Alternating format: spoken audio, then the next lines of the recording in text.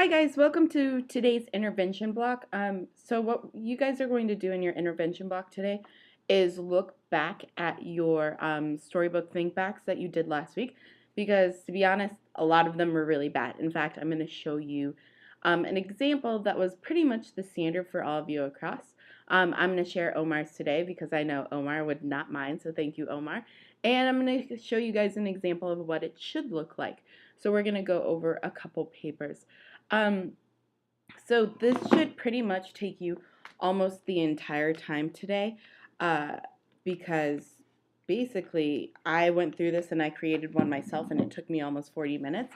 And usually I work a little bit quicker than you guys do. And I want them to be really high quality, because if you can't do this high quality, we're not going to be able to write really high quality storybooks. And these kind of details that we're remembering are the kind of details that we want our readers to remember when they read our storybooks. And if you don't do well on this one, it means you're not going to write a really good final copy. And I want you guys to all get good grades. So I'm going to give you a chance today to rewrite your storybook thinkbacks on new sheets of paper. And if you think mine matches all the qualities of Miss Anderson's examples, I don't remember seeing one that did, but maybe. Actually, I'm not even going to say maybe. There wasn't one that matched the quality I was looking for.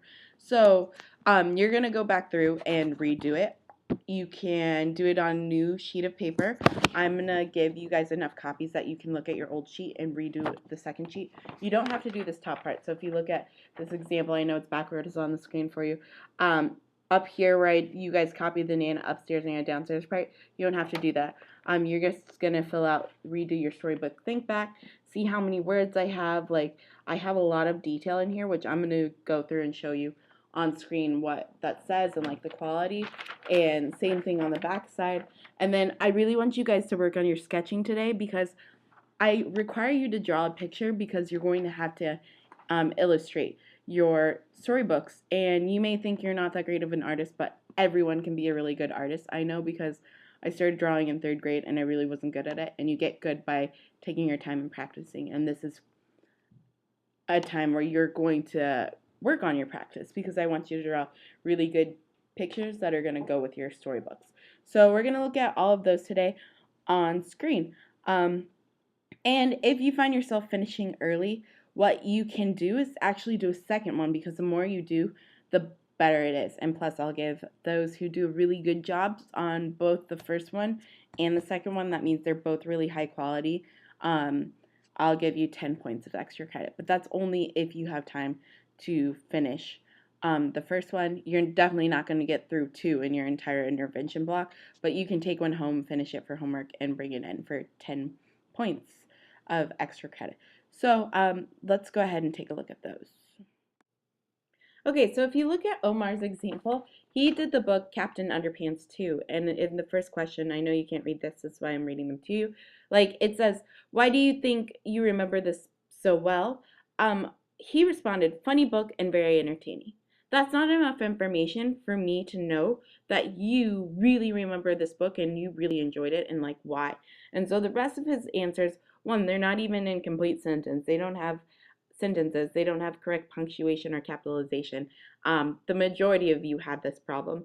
And I don't get to know anything about your books. So I'm definitely going to need a lot more than what's shared in these questions right here. Um, it's just it's just not high quality work that I would expect from 8th graders. And I know that you can do better than this, because I've seen better than this. Your summer homework projects were better than this. So looking on the back side, the answers are relatively the same. What I'm looking at the book suggestion, why you would suggest this book's from someone else. He said they wouldn't be able to stop laughing. I need to know why they wouldn't be able to stop laughing. Like, what's so important? Because there are a lot of funny books out there, but like, what makes this one stick out in your mind? What's so entertaining about this? Um, and then plot details. Plot details are really important. You want to remember which parts of the plot were really important. So I want you to be as detailed as possible in this section, and I'll show you what that looks like when we move on to my example. Um, but you want to have probably at least two to three sentences in at least each one of these boxes in order for me to consider it really good and really high quality. I'm looking for a lot of adjectives here. Lastly, I'm going to look at this picture. Honestly, these are what all the pictures look like. Um, in fact, Omar, this is a pretty decent picture compared to most of them because I automatically recognize the book based on your pictures. However, these are not high quality sketches. I want to see better sketches because I know that if you all took your time to really try your best, that it wouldn't look like this.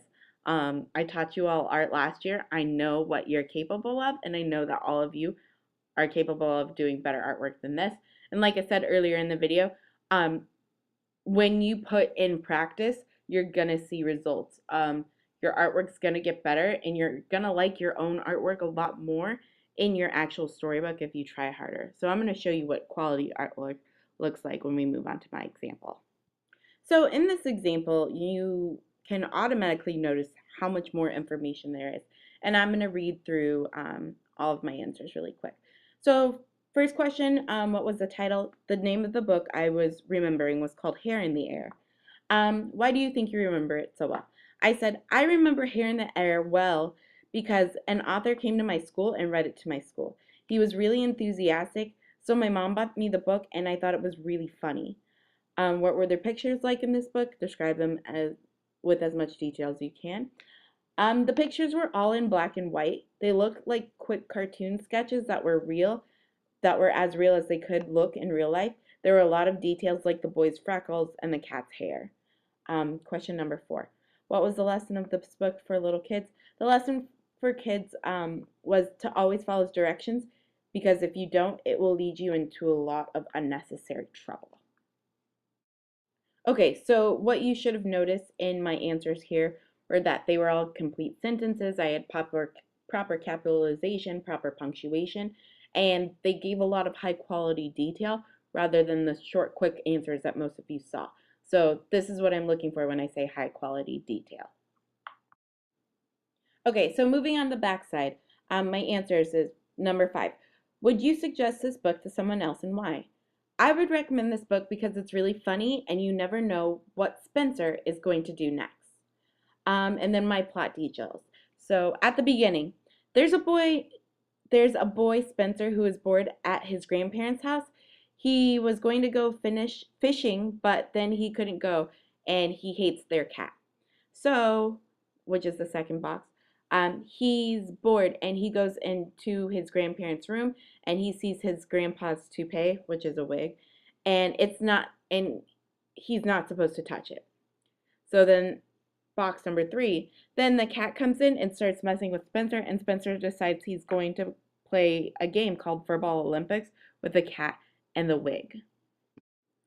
And then box number 4, it says which caused Spencer to take the wig outside, attach it to his fishing pole, and the cat chased it. The cat kept clawing it, and then in a tug of war, it flew off the fishing pole into the dog's water dish. And it ended with, which is the last box, the dog stealing the wig and burying it in the mud. Spencer got it back and tried to clean it, but it was ruined, so he just put it back and ended up getting in trouble in the end of the story. So in those 5 boxes, you may have noticed I gave the basic storyline. There's a decent amount of detail, but basically I was able to retell you the entire story in about a minute and a half, and that's what you were able to create, hopefully, a clear picture in your mind. That's what I'm looking for in that section. Okay, and so in this last part, I'm looking for a good quality sketch. So I wouldn't say this is a super professional sketch or anything, but you can see I definitely took the time to draw more than stick figures, which a lot of you did. I tried to show you the detail of the wig, Spencer holding the fishing pole, trying to remember as much as I could of what the picture looked like, without worrying too much that like it looked exactly like the author. The cat looks really huge in this picture, but it's not my concern. At least you can tell that it's a cat and he's trying to claw the wig. You can see my sketch lines. I took my time. I drew the character as best that I could, and that's what I want to see you do. A good sketch like this should take you about 10 minutes. You shouldn't be able to draw your picture in less than 10 minutes. And that's why I want you to practice doing that. So I hope you don't have any questions. If you do, feel free to ask your teacher. They will try to answer them as best that they can. But yes, so go ahead and do that. Complete that today. You must turn it in at the end of your intervention block. Okay, so go ahead and make sure that you're passing that into your teacher at the end of intervention block so they can give them back to me and I can take a look at them and we can move forward next week with our storybook analysis where you guys will get to actually look at different storybooks and read different storybooks and analyze them and determine plot lines and such for them. But yeah, have a good intervention block and I will see you all at lunch. Bye.